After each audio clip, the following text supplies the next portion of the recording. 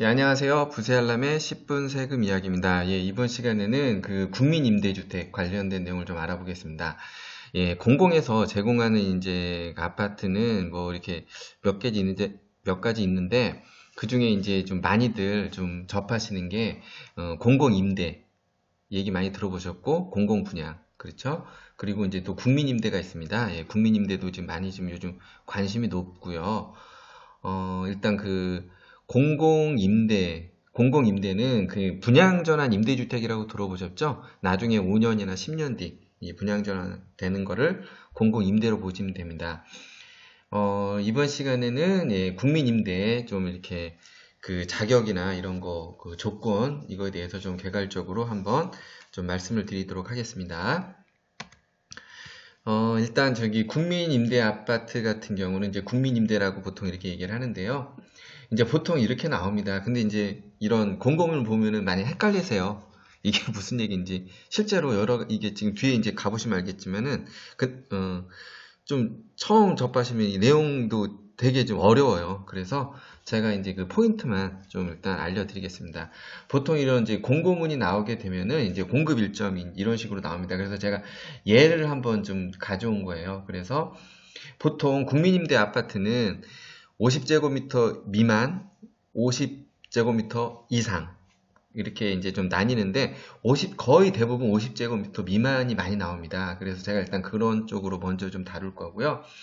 이럴 때 이제 국민임대는 이제 우선 공급이나 뭐 이렇게 일반 공급, 뭐 주거 약자형 뭐 이런 식으로 나누는데 이렇게 이제 날짜별로 이렇게 신청을 하게 좀 되어 있고요. 공급 일정이 이제 나오고 그리고 그 임대 그 면적 있죠? 임대 면적별로 이것도 보면 50제곱미터 미만이죠? 이런 게 되게 많아요. 지금 임대에서 나오는 거는 조그만 것들이. 그리고 이제 임대 조건이라든가 예, 이제 그런 게 나오게 됩니다. 이런 거 이제 보여주게 되고 그리고 일단 참고로 국민임대는 이제 그 1순위는 제가 이제 여기 성남시로 이제 예를 들어서 한 거예요. 그 뭐냐면은 연접 시군구로 돼 있어요. 그러니까 좀 이렇게 분양이 이제 좀 약간 이제 복잡한 게 이게 케이스별로 좀 이렇게 다르게 적용되다 보니까 그런 거거든요. 근데 이제 국민임대 특징은 연접 시군구예요. 그래서 예를 들어서 1순위 이렇게 보통 이제 뭐 전국으로 따졌을 때 이게 제가 이제 예를 드는 거니까 뭐 그 해당 건설 지역이라고 해요. 주택 건설 지역. 예. 그쪽에 이제 거주하는 사람을 먼저 1순위로 하고요. 그쪽 시군구라고 보시면 되고요. 뭐 자치구예요. 그리고 2순위는 이제 예를 들어서 성남시랑 그 연접한 있죠? 연접한 그 시군구를 말해요. 그래서 여기서 보면은 다 들어가는 게 아니고 여기 보면 성남시랑 이제 붙어 있는 서울특별시, 뭐 과천시, 의왕시, 그러니까 붙어 있는데 용인시, 하남시, 그러니까 요렇게 보시면 돼요. 2순위는. 예. 그러니까 이런 것 때문에 좀 헷갈리시죠. 예. 그리고 이제 당연히 3순위는 그 외 대상 지역 사람들한테 이제 공급이 되는 거고요. 참고로 이거는 좀 이제 알아두셔야 되는 내용인데 뭐냐면은 여기 보시면은 그 원래 이제 50제곱미터 미만은 월 평균 50% 이하인 사람한테 우선 공급하는 게 있거든요. 그래서 여기 보면은 날짜도 이렇게 좀 나뉘어요. 그 소득 조건으로 해서. 그런데 이제 이 얘기는 뭐냐면은 원래 50제곱미터 이하인 사람이 이날 청약을 해야 되는데 만약에 이 둘째 날 청약했잖아요. 아, 그럼에도 그럴 때는 50제곱미터로 이거로 이제 평가를 하는 게 아니라 이쪽으로 이제 평가를 여기 보면 50초과 70 이하인 사람으로 간주한다고 돼 있죠? 예. 이제 그렇게 되니까 이거 순위 날짜 나중에 이런 거 이제 하실 때 예, 좀 체크하시고, 지금 뭐 청취자분들도 뭐 부모님들도 계실지 모르겠는데, 이제 자녀분들, 사회초년생 뭐 이런 분들은 이런 쪽으로 일단 먼저 막 좀 해보는 것도 좀 괜찮으니까요. 좀 알아두시는 것도 괜찮을 것 같아요. 그리고 일단, 국민임대 이제 들어가기 전에 임대주택은 이렇게 좀 크게 이렇게 나눠요. 뭐 LH나 이런 데서 국민임대, 뭐 공공임대, 영구임대, 장기전세. 뭐 신축으로 이렇게 다세대 이런 거 이제 뭐 매입해서 이렇게 하는 것들이 있어요. 근데 대표적인 게 국민임대고 아까 이제 공공임대 이게 분양전환되는 거고요. 영구임대는 아주 좀 취약층한테 좀 제공을 해주는 거고 장기전세 이거는 LH 부담도 SH 쪽 서울도시공사 이쪽에서 좀 많이 하고 있어요. 이건 제가 나중에 기회 되면 다시 다뤄드릴게요. 그리고 일단 국민임대의 특징은 일단 좀 임대료가 이제 좀 저렴하다는 거죠. 잠시만요. 이제 임대 조건은 보시면은 시중 대비해서 한 6에서 80% 수준으로 일단 공급이 되고요. 임대 기간은 최대 30년이고, 예, 말씀드렸듯이 분양 전환은 되지 않습니다. 그리고 국민임대의 경우는 우선 공급, 뭐 주거약자형, 뭐 일반 공급으로 나눠지는데요. 우선 공급도 뭐 신혼부부 대상 이게 또 많습니다. 또 여기 섹터별로 또 그 조건들이 틀려요. 배점도 틀리고 또 이렇게, 예. 그래서 이제 그런 거 한 번씩 좀 쉽게 제가 한번 설명을 드릴게요. 일단 국민임대 이제 입주 자격을 한번 보시면요. 일단 또 무주택 구성은 항상 들어가요. 공공 쪽은. 그래서 제가 이거 제 영상을 보신 분들이 이거 보셨죠? 꼭 이거 한번 확인하세요. 이제 헷갈려요, 이게. 무주택 구성원이 되는지 안 돼요. 왜냐면 이분들 전부가 결론은 주택이 없어야 돼요. 주택이 없어야 됩니다. 그러니까 요거 처음 보시는 분은 여기 한번 확인하시고 여기 구독 눌러 놓으시면은 제가 여태까지 올린 내용들 다 보실 수 있고요. 또 이제 만나이 계산하는 거. 분양 같은 할 때 보면 만나이가 많이 나오니까 그런 거 확실히 해서, 왜냐면은 그 나이 넣는 거는 이제 본인이 알아서 이렇게 넣어야 되거든요. 그래서 이제 잘못 넣었을 때 그게 이제 뭐 부적격으로 될 수도 있고 손해 볼 수가 있잖아요. 그런 거에 정확히 한번 이거 체크해서 한번 계산해 보시고요.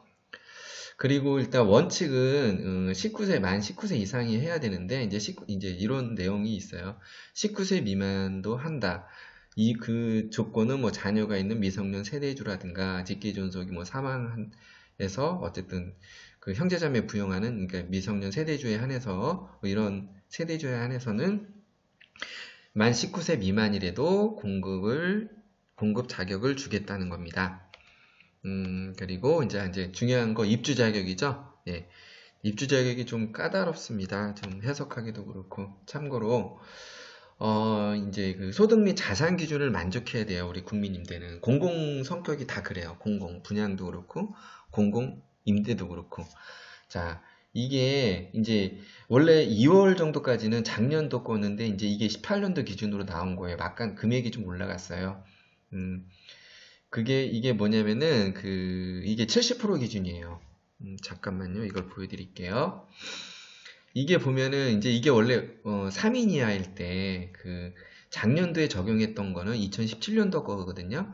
그거는 한 500 얼마로 돼 있어요. 근데 2018년도는 540으로 돼 있고요.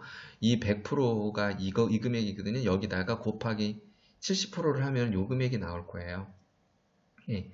그래서 이제 이 70% 기준으로 일단 지금 이제 좀 봐요. 50제곱미터 미만 이런 쪽은. 예, 그래서 이제 이런 조건을 소득 기준 만족해야 되고, 그리고 자산 가액은 이것도 조금 올라갔는데 자동차 가액은 좀 떨어졌더라고요. 그러니까 총 자산 가액 합산 기준. 자, 이건 뭐냐면은 이게 신청하는 뭐 세대주가 있든 본인 배우자 그 구성원들 있죠. 그리고 만 19세 이상 세대원. 이런 소득이 있으면 다 합산하고 또 세대주, 직계, 종비속 다 포함하는 거예요. 그런 소득 있는 분들 다 합쳐서 요거는 제가 이제 이건 그 소득 조건입니다. 이제 소득 조건을 따질 때, 예, 그 가구 원수의 예, 소득 조건을 따질 때 이런 소득을 다 합산하라는 거고요.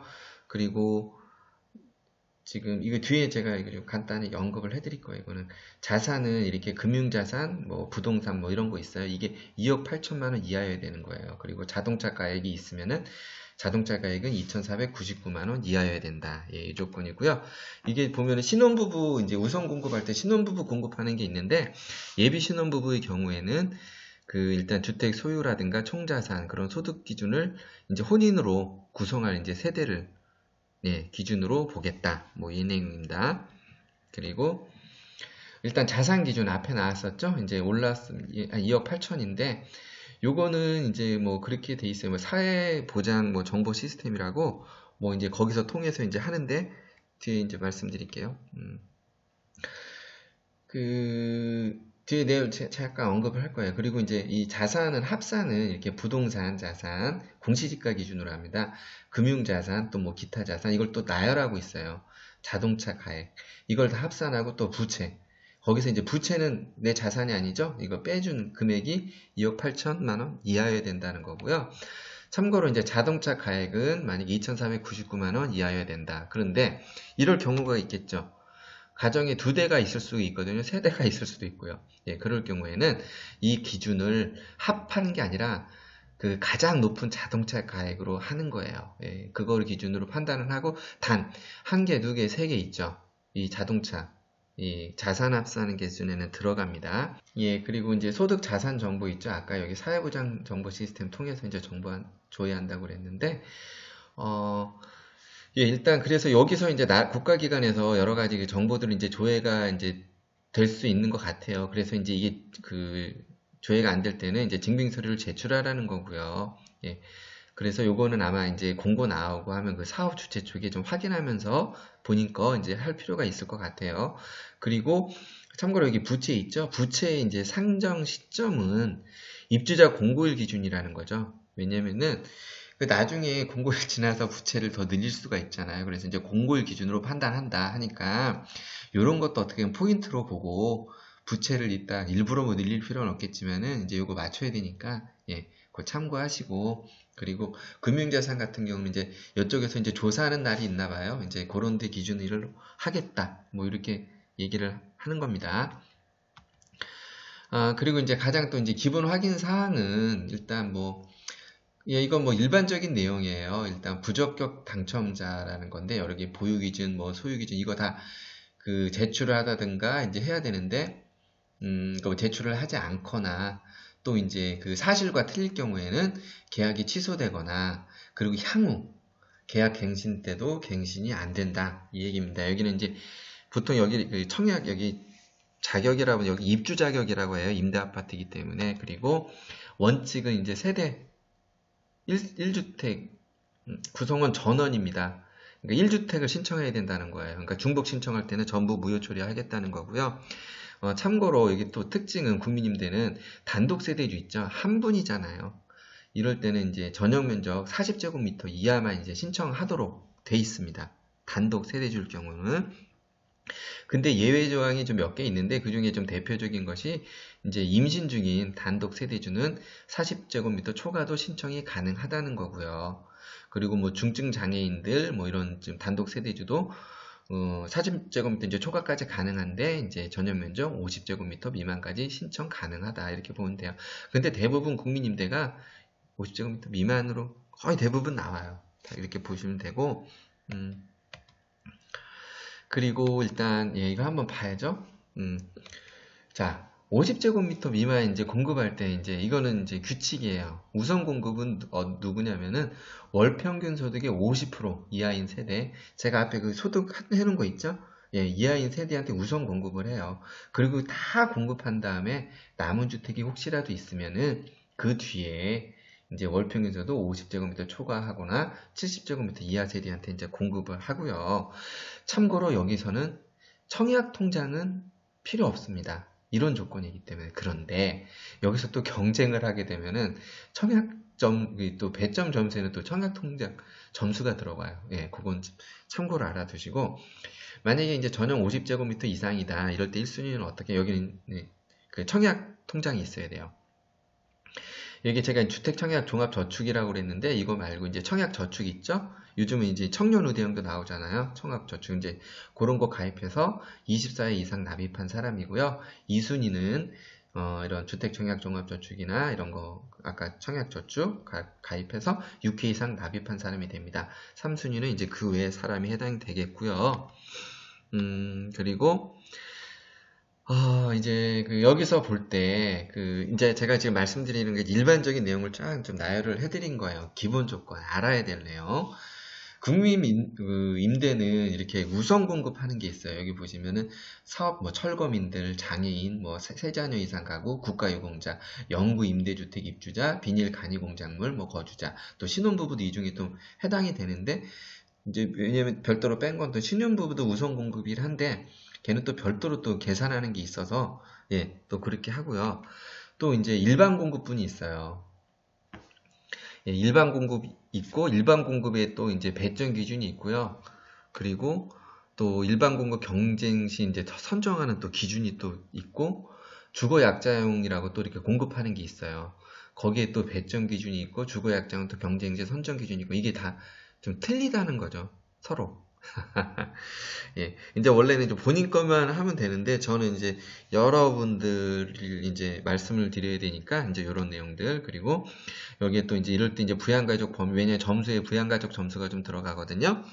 이것도 또 이렇게 좀 틀려요. 국민님들은 또 별도로 또 하는 게 있어요. 좀 틀린 부분이 있어요. 이제 그 내용하고, 그리고 이제 우선 공급 위주는 또 신혼 부분만 또 별도로 이렇게 또 제가 여기 써있지만 쭉 있습니다. 가점 항목들이.